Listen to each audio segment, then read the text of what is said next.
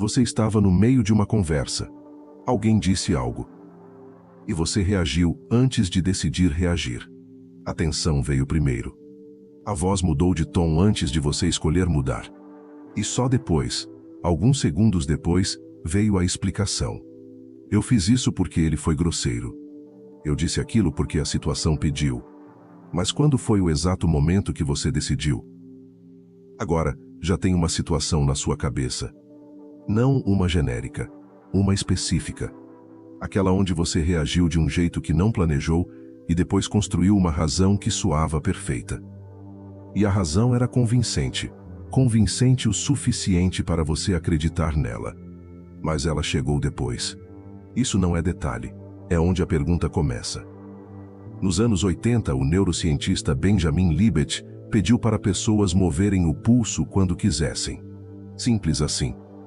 Ele mediu a atividade cerebral durante o processo e encontrou algo que a ciência não esperava. O cérebro iniciava o movimento antes da pessoa sentir que havia decidido mover. Meio segundo antes.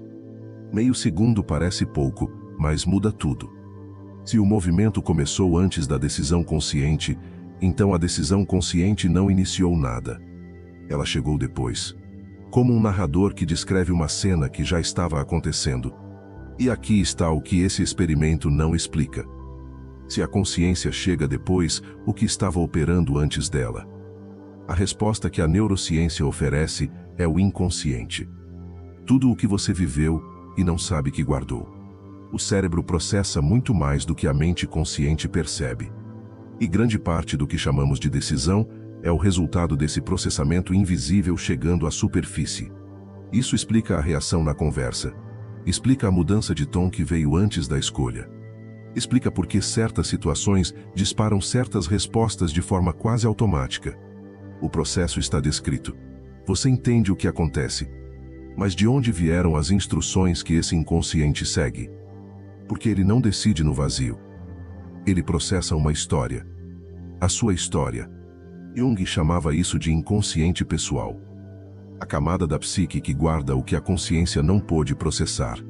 Cada reação que você observou num adulto quando era criança. Cada vez que demonstrar necessidade trouxe rejeição. Cada decisão que você tomou sobre o mundo antes de ter vocabulário para revisá-la. Esse material não fica quieto. Ele age, silenciosamente, antes de você saber que havia algo para decidir.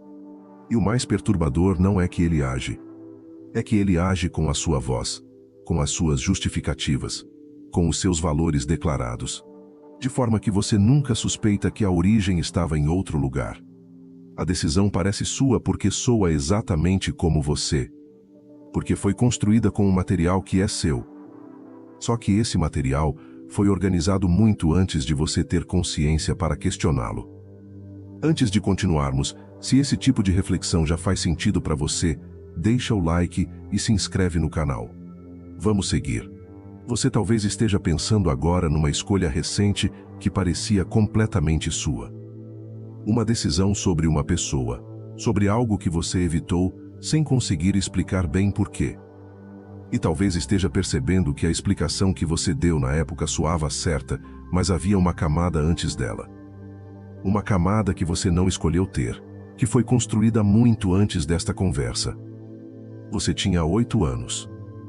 Era de manhã. Você fez algo errado e esperou para ver o que viria. A neurociência descreve o mecanismo. Jung descreve o que alimenta esse mecanismo. Mas nenhum dos dois encerra a questão mais difícil. Porque existe algo em você que está lendo isso agora. Que está notando os próprios padrões. Que consegue às vezes pausar no meio de uma reação e perguntar de onde ela veio. Se tudo fosse apenas processamento automático, esse observador não existiria. Mas ele existe. Então, o que ele é? E se ele existe, por que aparece tão raramente? Talvez porque ele não seja ruidoso. Ele não anuncia a chegada, não interrompe, não briga com os impulsos. Ele simplesmente nota. E notando cria uma distância mínima entre o que acontece e quem está acontecendo.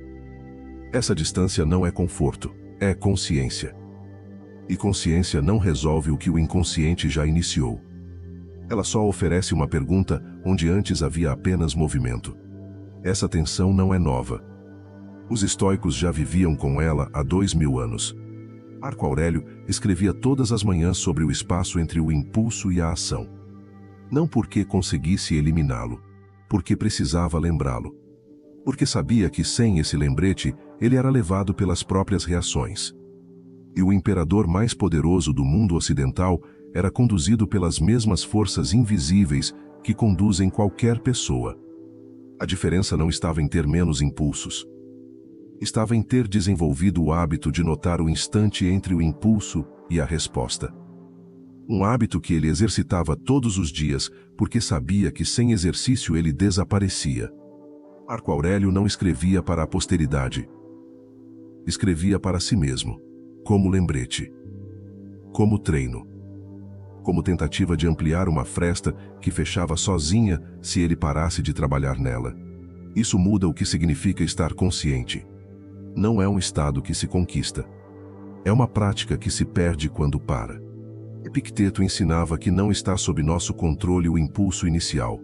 Está sob nosso controle o que fazemos no intervalo entre o impulso e a ação. Esse intervalo existe. Às vezes tem a duração de um respiro, às vezes menos. Mas é lá que mora qualquer coisa que se possa chamar de escolha real. E aqui está o que muda tudo. Você não perdeu esse intervalo porque é fraco ou inconsciente. Você perdeu porque nunca ninguém te ensinou que ele existia. Porque a cultura inteira opera como se a decisão fosse a explicação que vem depois. Como se o narrador fosse o protagonista. Como se a história que você conta sobre o que fez fosse mais real do que o que aconteceu antes dela.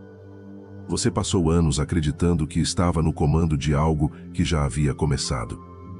E a pergunta não é se isso vai continuar acontecendo. É quantas vezes você vai notar quando acontecer. E quando você não notar a tempo. Quando a reação já aconteceu, a palavra já foi dita, a decisão já foi tomada. Esse momento também existe. E ele é muito mais frequente do que o outro. A maioria das percepções chega tarde. Você já reagiu, já justificou, já acreditou na justificativa. E só horas depois, num momento quieto, algo aponta para o que aconteceu antes da explicação. Essa percepção tardia não é fracasso. É o único lugar onde o aprendizado real pode entrar. Porque no calor da reação não há espaço para questionar. O mecanismo está operando rápido demais. Mas no silêncio depois, quando a poeira baixou, quando a explicação já foi dada e você ainda sente que algo não fecha ali, está a pergunta que importa. De onde isso veio realmente? Que parte da minha história decidiu antes de mim? Não para se punir pela reação que não foi escolhida. Não para refazer o que foi feito. Para reconhecer o padrão antes que ele apareça de novo. E da próxima vez, talvez, a fresta seja um pouco maior. Talvez o intervalo dure um segundo a mais. Talvez seja suficiente para que algo em você perceba antes de agir. Isso não é controle total. Nunca vai ser. Mas é diferente de não perceber nada. Explicar não é o mesmo que compreender. A neurociência explicou o processo. Jung explicou o que alimenta esse processo. Os estoicos apontaram onde a consciência ainda tem espaço. Mas compreender isso no seu próprio corpo, no meio de uma reação, no instante em que a atenção chega antes da escolha, é diferente de ter lido sobre isso. É outra coisa, completamente diferente. E talvez seja por isso que esse conhecimento existe há séculos e quase ninguém vive de acordo com ele. Não porque seja difícil de entender. Porque é difícil de notar no momento em que importa. Você estava no meio de uma conversa.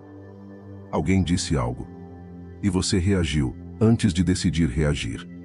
Isso vai continuar acontecendo. Não porque você não presta atenção. Porque há camadas em você que têm mais anos do que a sua consciência.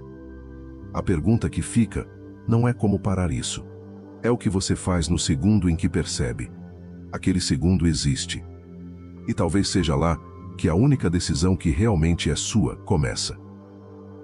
Se você chegou até aqui, muito obrigado. Te convido a seguirmos juntos nesta jornada. Se inscreve no canal, deixa o like e participa nos comentários.